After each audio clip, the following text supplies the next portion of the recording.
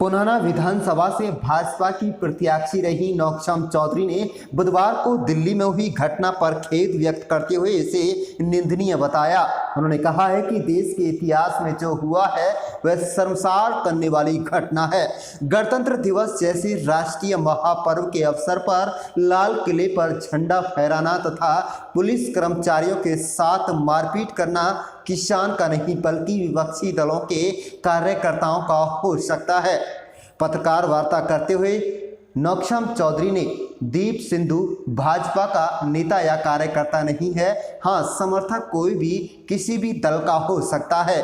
उन्होंने यह भी कहा है कि यह घटना देश के इतिहास में काला दिवस है, इसकी निष्पक्ष व तत्परित जांच होनी चाहिए और जो भी दोषी हो उसे सख्त से सख्त सजा मिलनी चाहिए।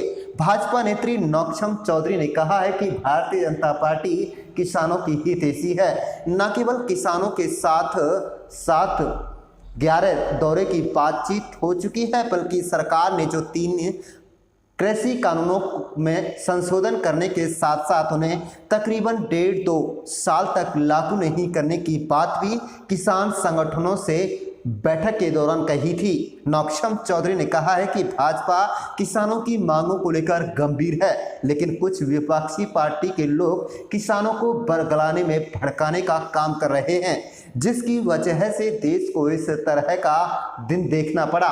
पुनाना विधानसभा से भाजपा की प्रत्याशी रही नौक्षम चौधरी ने कहा कि दिल्ली में जो रूट तय हुआ उसके हिसाब से किसानों ने ट्रैक्टर रैली नहीं निकाली। उन्होंने दोनों स्थानों में किसानों द्वारा शांतिपूर्वक ढंग से निकाली गई रैली का आभार जताते हुए कहा कि उन्होंने जिला प्रशासन के साथ जो रूट तय किया था, साथ ही जिस समय उनको रैली निकालनी थी उस समय पर वह खड़े नहीं उतरे।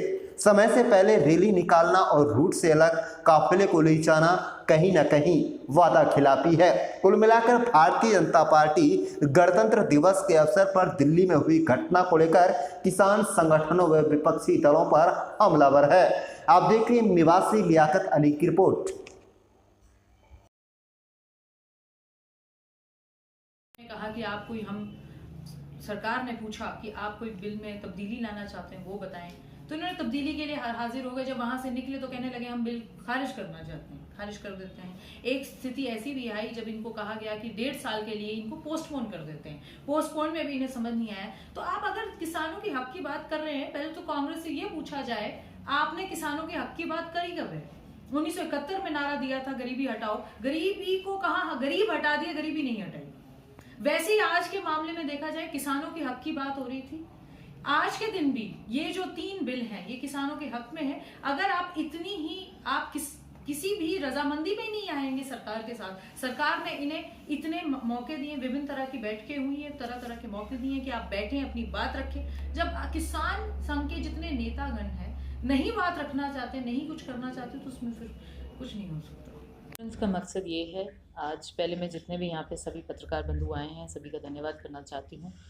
कल गणतंत्र दिवस पे 72वां गणतंत्र दिवस था भारत का, और एक संविधान के तहत नियमित रूप से देश के छोटे से छोटे इलाके में भी गणतंत्र दिवस को बड़े जोश से मनाया जाता है। कुछ माहौल ऐसा पिछले कुछ महीनों से माहौल ऐसा चल रहा है जिसमें हम एक मौका ऐसा आया कि कल हमें शर्मसार होना पड़ा। कल की जो कुछ ऐसी गतिविधियां रही हैं, कुछ ऐसी घटनाएं रही हैं, उनको निंदनीय बताते हुए, शर्मसार करते हुए आज एक पार्टी के साथ साथ एक हिंदुस्तान की नागरिक होने के साथ साथ, क्योंकि हर नागरिक में एक देशभक्ति का जज्बा है, हर नागरिक में एक अपने देश से जुड़े की भावना है, जज्बात हैं, उस जज्बात को जाहिर करने के लिए ये प्रेस कॉन्फ्रेंस रखी गई है। जो कल के प्रोटेस्ट हुए वो शांतिपूर्वक अमन चैन से होते तो इन चीज़ों के मायने कुछ और निकल के आते।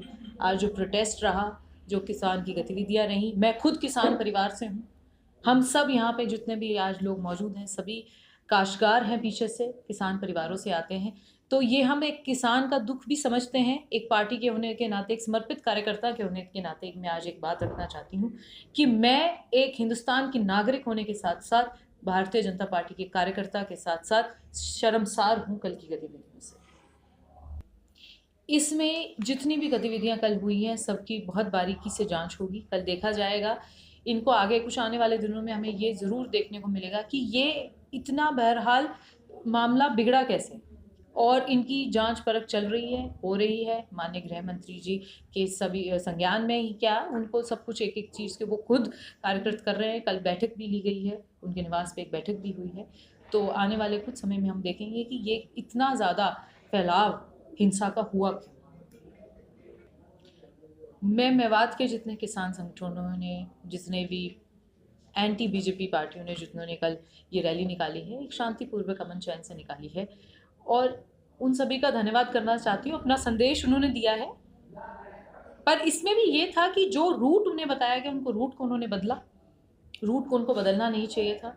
माननीय एसपी साहब से रूट और टाइम डिस्कस हुआ था, टाइम से पहले इन्होंने अपनी गतिविधियां शुरू कर दी, रूट भी बदले। तो मैं एक वफादारी का यहाँ पे रखना चाहती हूँ कि अगर आपकी किसी से कमिटमेंट हुई है और आपको मौका दिया गया है, सरकार ने अगर आपको, केंद्र और राज्य सरकार ने अगर आपको आज़ादी दे दी है कि आप अपनी बात खुलकर रखें, वो भी गणतंत्र दिवस के वाले दिन, तो सभी राजनेताओं को, जिन्होंने कल ये मेवात में भी रैली निकाली, उनको भी देखना चाहिए था अपनी रूट से निकलते और अपनी निश्चित टाइम से निकलते। निश्चित नहीं हूँ दीप संधू कौन है, क्या है। मुझे नहीं लगता कि भारतीय जनता पार्टी से उनका किसी भी तरह का कोई समर्थन, किसी को आप चुनाव में समर्थन दें अलग बात है, और भारतीय जनता पार्टी के आप कार्यकर्ता और वोटर हों वो अलग बात है। मुझे नहीं लगता ये दीप संधू का किसी भी हाल में, किसी भी परिस्थिति में भारतीय जनता पार्टी से कोई लेन देन है, और देश के नागरिक होने के नाते उसने ऐसा किया है तो बिल्कुल शर्मसार है। इसमें पार्टी का किसी से उनका कोई समर्थन नहीं देना तो क्या आप नहीं, इसमें सुरक्षा इंतजामों का फेलियर तो नहीं है, पर इसमें ये ज़रूर बात सामने आई है कि जो एक रूट दिल्ली के अंदर तय हुआ था कि तकरीबन इन रूट से जो है पूरी ये यात्रा जो है, ट्रैक्टर यात्रा निकलेगी, अमन पूर्वक निकलेगी, वो उन्होंने उनका किसी भी मर्यादा का पालन नहीं किया जिन्होंने ये ट्रैक्टर रैली निकाली है। तो इसी में मैं ये बात रखना चाहती हूँ कि सरकार से ज़्यादा जिन लोगों ने ये रैली निकाली है उनको, वो निंदनीय है। सरकार का फेलियर कैसे? सरकार ने तो आपको मौका दिया है, केंद्र में मौका दिया, इतने बड़े दिवस पे मौका दिया कि आप अपनी रैली निकाल लीजिए, और आपको समय और रूट और उसी हिसाब से, अगर आपको ये कहा जाए पिनंगवा से गुजरना है, आप होडल से गुजर जाओ, तो आपके इंतजाम तो उसी तरीके से होंगे।